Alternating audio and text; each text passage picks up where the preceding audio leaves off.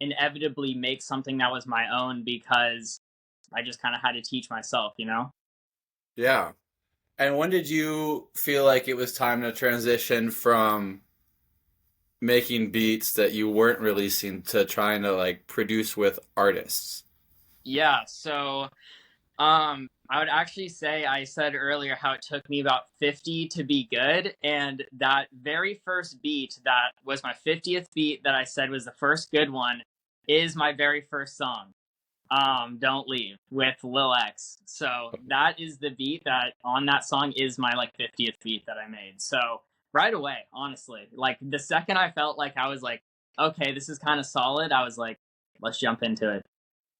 And those first feelings, I guess, after you've made, let's say, 49 beats that you haven't really shared, you probably shared with like people close to you, but you haven't really shared on a platform where you're going to get positive and negative feedback on it.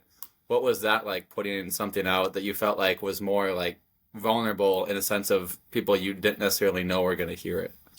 Yeah, I would say honestly, I felt it was more excitement than nervousness because at that point, getting like streams and like having like a song, like blow up wasn't really like my goal because I knew I was still in the learning phase. It was more this sense of like, I just wanted something out there, you know? So, regardless if people kind of thought it was good or bad, I was just pretty excited to have something that was like official on Spotify, you know?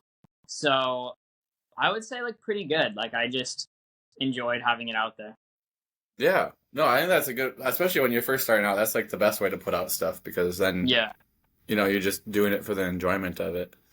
Yeah. After, I think it's even harder in some ways as a producer because not only do you have to like create this beat, but you have to figure out how to match up with an artist and like who's going to sound good and who wants to use it and all that stuff. Yep. What has your process been like since that first song of creating a beat and then trying to find people that maybe you think sound good on it versus want a beat and that collaboration piece of it? Yeah, good question. I would say at the beginning it was definitely different. So at the beginning it was very kind of traditional, like I'd make a beat, I liked it. I wanted to find someone that I thought, would sound good. I would say like that was probably my first like 3 to 4 songs I kind of did like that.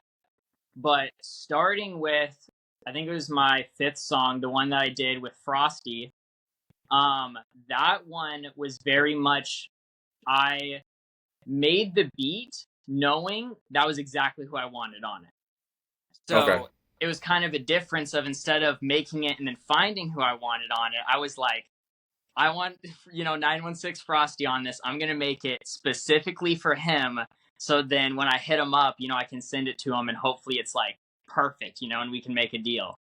And so that ended up, working out. I hit him up and I was like, yo, like, what do you think about this idea of like, there's no one else on the song. Like it's a feature, but you're going over the whole thing.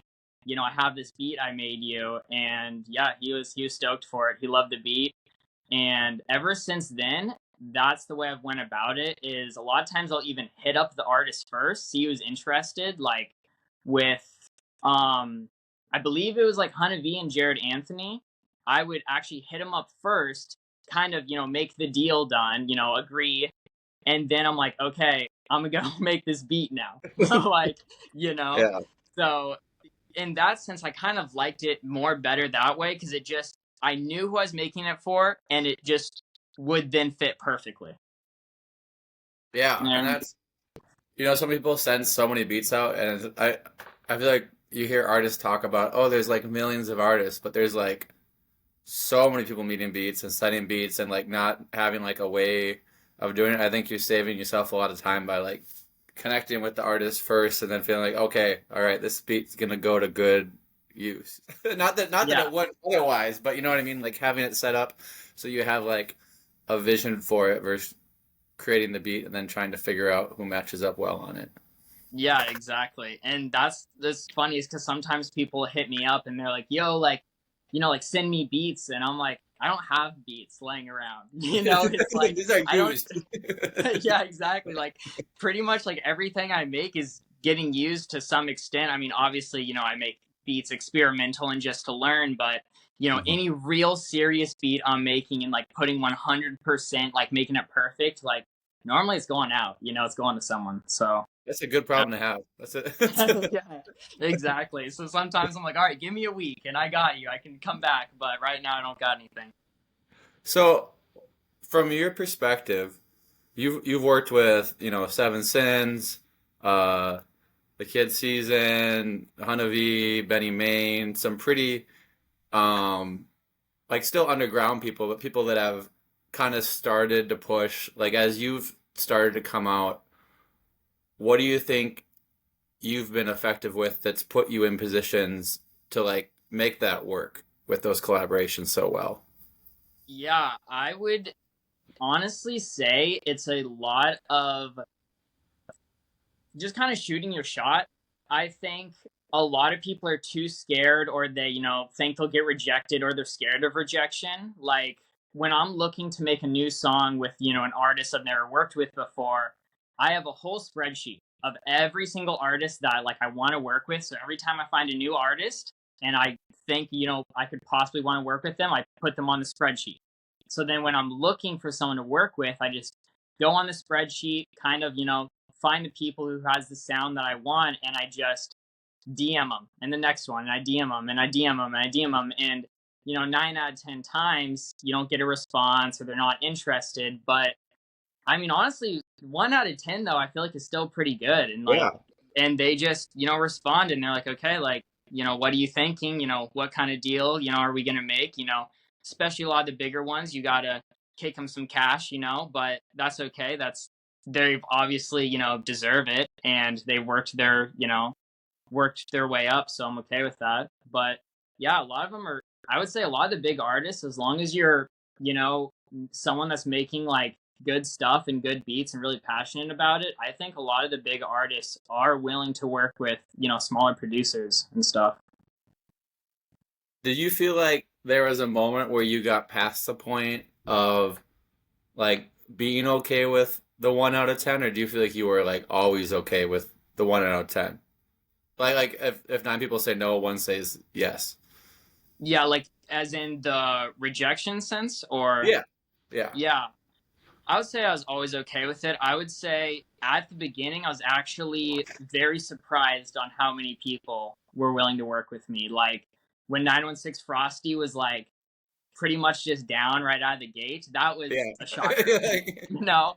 So, and I would say a lot of the others, like 12 a.m., I know you obviously know that song, Devil's Yeah. Hold, but same thing with him, he was just kind of down. He, loved the beat.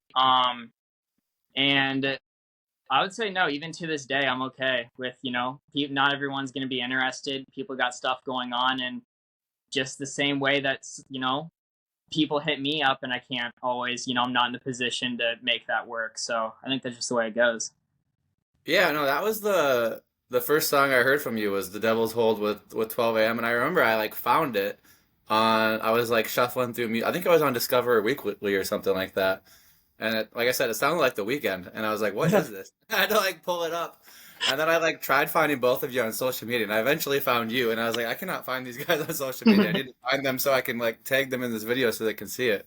Yeah. And I like sort of got away from that style of video, but at the time I was trying to make like videos of like underground artists that sounded like more well-known artists to like maybe give them a look that like, oh, like I like The Weeknd, I'll check out this artist. But then most of the time when I made those videos, I realized that a lot of people never even realized that it wasn't like the mainstream artist. So it was like Yeah. a waste of a video. Like not that it was a waste, but it was like sometimes those videos would do really well. But it was like the whole point of this is for you to find the independent artist. So if you're not taking away that this isn't by Kid Leroy or The Weeknd, then this video Yeah.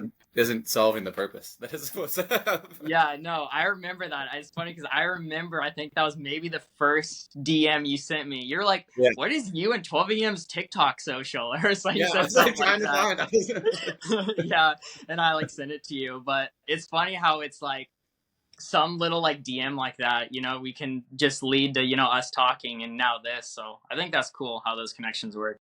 Yeah, and at the time it was kind of funny because I'm guessing that like through listening to you is how that kid season popped up on my stuff, and I like a lot of his stuff too. And then obviously I've listened to Hunna V for a while and mayne. So like it's kind of interesting. The more that you listen to independent artists, the more you see like artists crossing paths and stuff. Yeah, I always think that's cool. Like, I've always tried to, work with, different genres and different people that I, obviously liked and stuff. And I've always thought that too, when I'm working with, just the other day, this happened maybe a month ago, I was talking to Jared Anthony and I was mentioned Hunna V. I can't even remember how, but he's like, oh, Hunna V, like I'm making a song with him too right now. So, it is funny how that goes. It's like, oh, like how do you know you knew him, But so I definitely think like that's always cool to see the crossovers and the different kind of worlds coming together.